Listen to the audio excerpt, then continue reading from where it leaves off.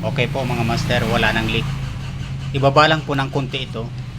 Yan, mapapansin nyo, nakababa siya ng konti. Hindi siya naka straight lang. Nakababa siya ng konti. Para malik test mode niyo nito.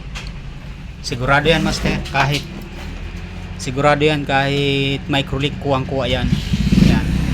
Hindi po nakaganyan, dapat nakaganyan. Para maisuksok nyo ito. Kita mo kahit micro leak.